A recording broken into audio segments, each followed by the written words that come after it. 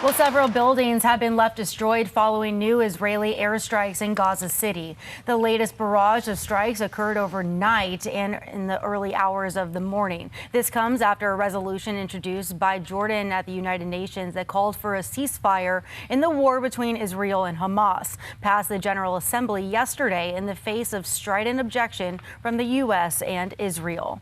And joining me now with the latest updates from Israel is IDF Staff Sgt. Eli Berman of the Paratroopers Brigade Reserve. Staff Sergeant, thank you so much for your time this morning.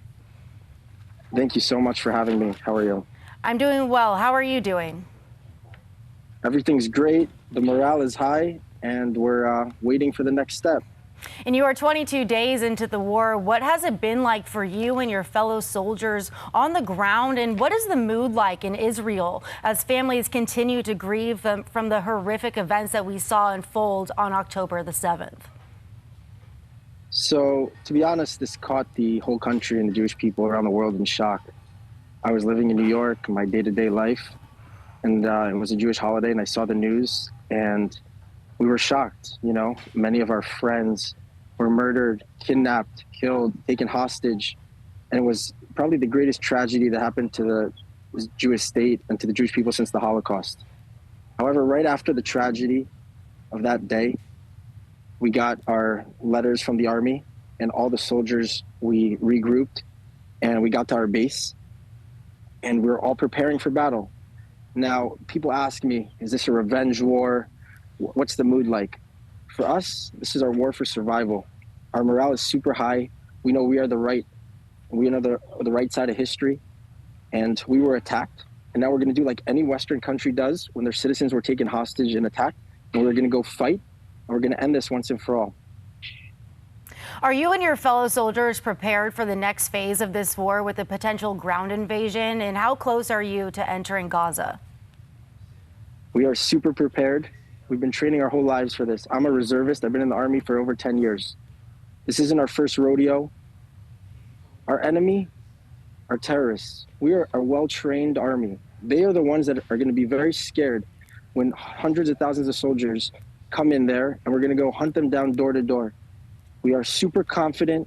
We're waiting for instructions from our commanders, from the politicians who are going to make these decisions.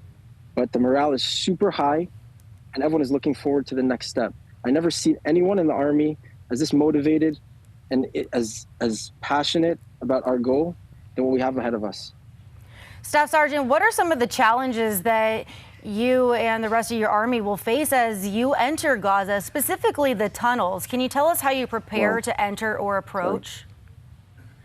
So it's no secret that we're very well trained for urban warfare like the Americans did in Iraq and Afghanistan. And this war is going to be a little different, since obviously there's going to be a lot of tunnels, which we've dealt with in the past, but this is going to be a war of rubble.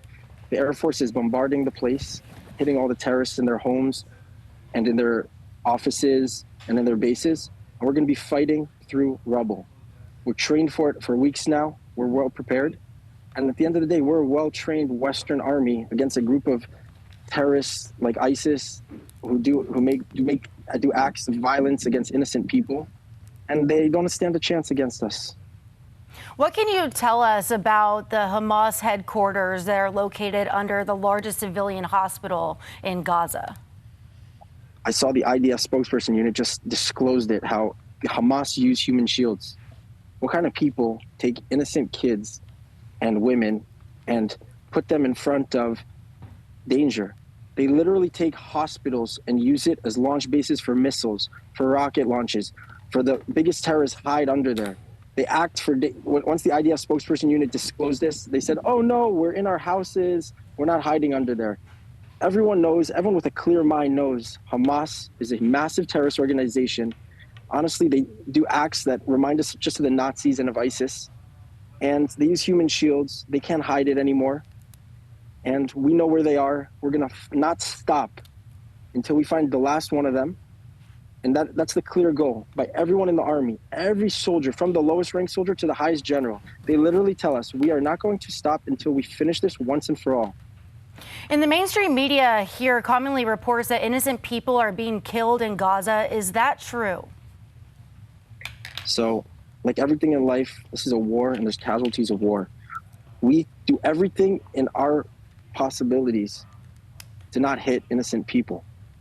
Now, a lot of these cases are fabricated by the media. As you saw in the fake hospital attack, that they said that we launched a missile into the hospital, which was obviously false, and the BBC and all these crazy other media outlets who obviously decide to side with terrorists over to side with the Jewish people and the state of Israel. But we do not target civilians. Sometimes, sadly, it happens. We are not proud of it. It's casualties of war, but their numbers are clearly largely fabricated. Even in the U.S., they obviously realize it, and whatever the Palestinian Authority or their Red Cross or whatever publish, it's not credible. And lastly, Staff Sergeant, I want to end with this. If you have seen the pro-Palestinian marches around various college campuses in the United States, what do you think the disconnect is between these students in condemning terrorist attacks? To me, that is shocking, and everyone in America needs to be alarmed. College kids are the future generation of Americans, and to have we're not talking about a few hundreds, we're talking about thousands in various different colleges in the most prominent schools in America are protesting with terrorists. They are literally taking down signs of babies that were kidnapped. Like, unanimously around the world, you know that kidnapping babies is not okay, and they're protesting saying that we're responsible for this. They started this, and with their actions are just pure terrorism. And the fact that many college groups and presidents of universities aren't even denouncing it and are blaming Israel for these acts of violence is just pure anti-Semitism. I saw in Florida the governor is banning a lot of these groups, which I think is very good. And we need to have more loud voices on campus, especially from the leadership, that denounce these kind of groups. Why should a Jewish student be scared to go to class and get in New York? It's crazy. In New York City, the largest Jewish city in the United States, kids are scared to go to class because there's pro-Palestinians. They're using violence, pro-terrorism. I think it should be banned completely in the United States. Well, let me ask you this as a follow-up. What do you think the Biden administration can say to American people to make this better? So I think the Biden administration has been very good to Israel. They've been unprecedented supportive. However, as I say this all the time, what scares me the most is that I know that their help is conditional. And I don't want them to, like, I remember the last war in 2014. When we're in the fighting, sometimes they call for ceasefires, and Israel, we get a ceasefire, Hamas shoot rockets, and soldiers get killed during these so-called ceasefires.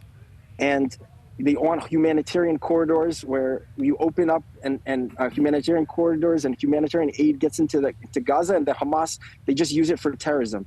That I don't want. I really love the U.S. support, but I don't want them to pressure us into ceasefires and to humanitarian corridors. I want them to support us and let us do what we know how to do, and it's to eradicate terrorism, which is also a United States national interest, and we're going to take care of it here. And I'm very appreciative of this report, but I'm very cautious, and I really hope that they won't force us into ceasefires or humanitarian corridors. Staff Sergeant Eli Berman, is there anything else that you want us here in the United States to know? I want to thank a lot of the American people. Majority are with us, supportive of us. I would say almost all of them. Your support is incredible, to know that we have a great ally in the United States, and to know that there's a lot of trying days. This is just the beginning. The war on terrorism is a war against the Western people, clear-minded people like Israelis and Americans. We share the same values. We're in pain here. We great suffering, but great triumph is going to come out of this. So our heads aren't down. Our heads are held up high, and we're very, very ready and prepared for the next mission. We're going to eradicate terrorism for once and for all. Well, you have our full support, and we thank you so much for your time this morning. Be safe. Thank you guys so much. Appreciate it. Absolutely.